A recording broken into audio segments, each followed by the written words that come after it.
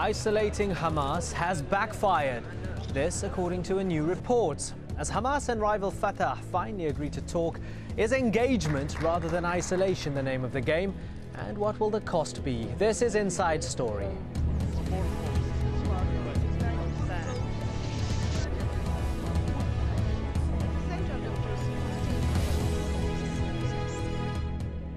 Hello, I'm Imran Gabda. Yemen is the latest in a string of countries that have sought to bring Fatah and Hamas together.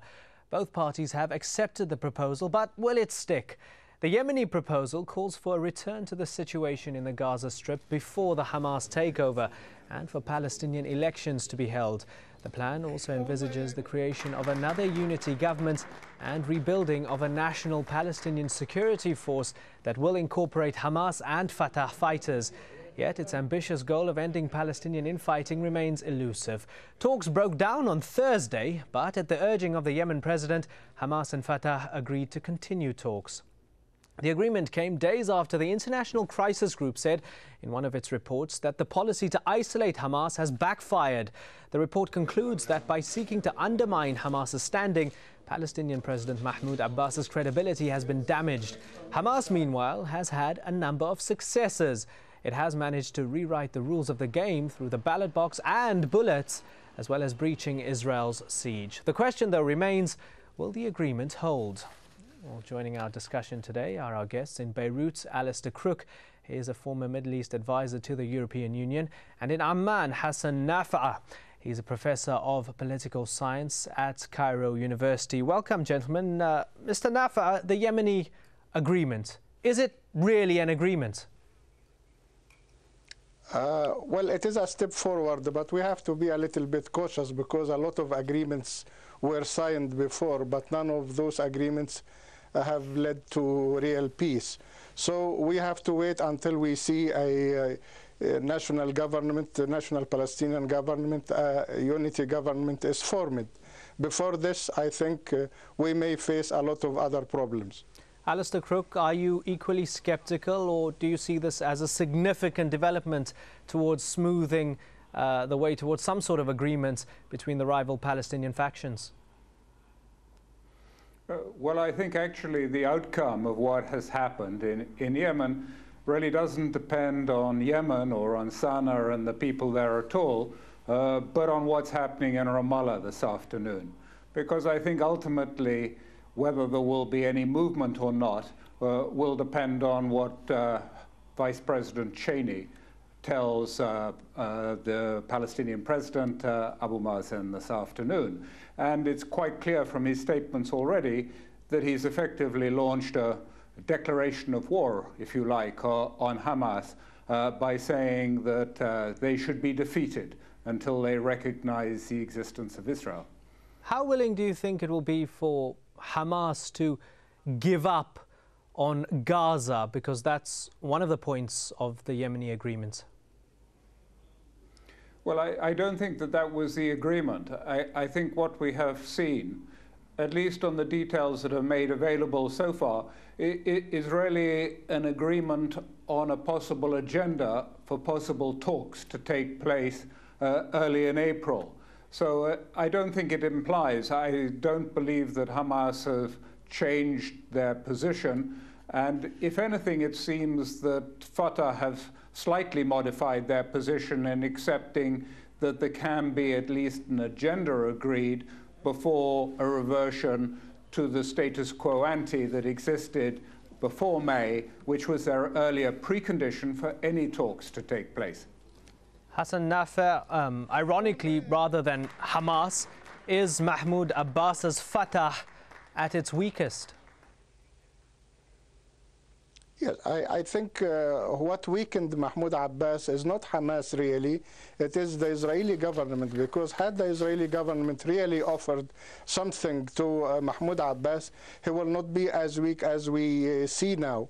And I don't think that Israel or the United States have already taken the decision to engage Hamas or to really offer a package, a working package for peace.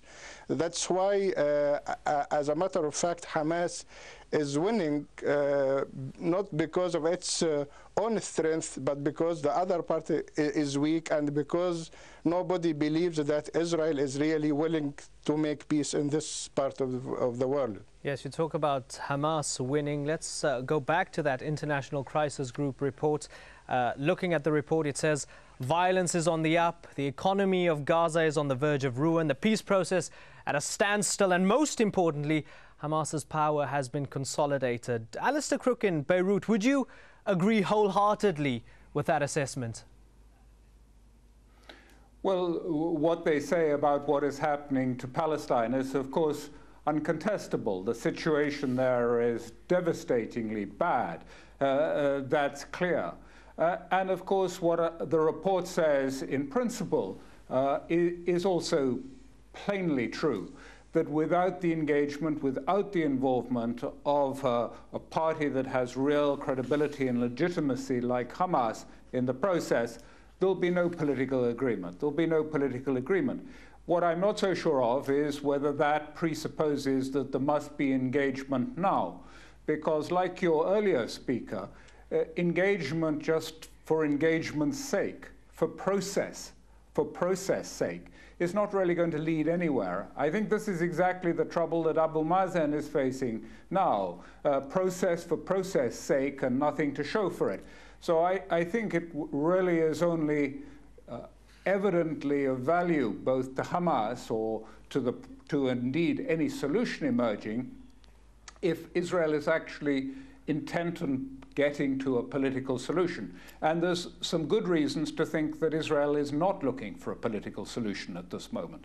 Yes, we'll visit some of those aspects of what Israel really wants to get out of this in the second half of the program. But for the moment, Mr. Nafi, one of the points of the Yemeni initiative is for Palestinians to hold early elections. If the Palestinians do have another set or another round of elections, who do you think will dominate? Do you think it will still be Hamas? Well, according to the poll until now, I think it will be Hamas, because as a matter of fact, the Palestinian people still believe that Hamas is not the problem. Israel is the problem, and they didn't see until now something really positive from the Israeli side. Look at what is going on as far as settlements are concerned, for example. If you consider this land as disputed land, how the other party will accept that you continue to build settlements on a disputed land? This will certainly be a big problem for peace. So nobody in the Palestinian rank believe that Israel is serious about making peace. Well, talking about obligations for peace, the international community, the Israelis, the United States wants Hamas to stop the rocket fire from Gaza. Hassan Nafi, do you think that Hamas has the power to stop the different militant factions from firing rockets into Sderot and Ashkelon?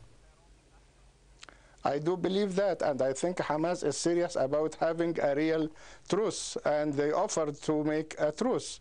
Israel has not accepted that, and the Egyptians are doing their best to reach an agreement. There is a parallel negotiation going on right now to reach such a truce, but I think Israel did not change the position. And until Israel changes its position, there will not be an agreement on that. But Hamas is really capable to stop that if Israel is ready to reach an agreement.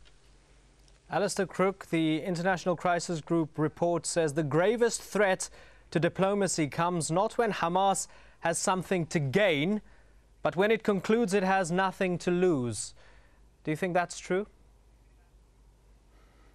Not really. I don't think so. I think that this is a very disciplined movement. It's a movement that thinks deeply.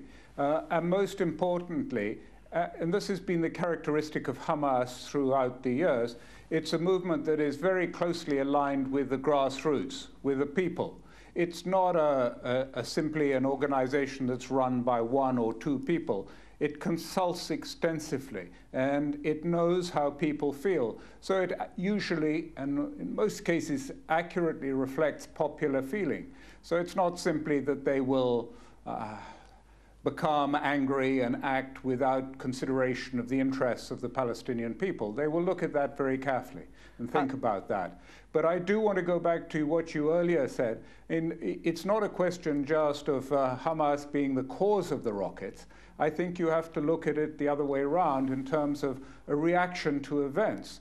And when the crisis group outlined the circumstances, the closing of the borders, the restrictions on gasoline, the restrictions on electricity, the medical supplies, everything else into Gaza, it's not really surprising that there should be a reaction to events. That's as much an act of, if you like, of aggression in many ways. And what we're seeing is a reaction to events, not just simply something that is causing Israel to respond in this way. This would certainly be the perspective of most Gazans.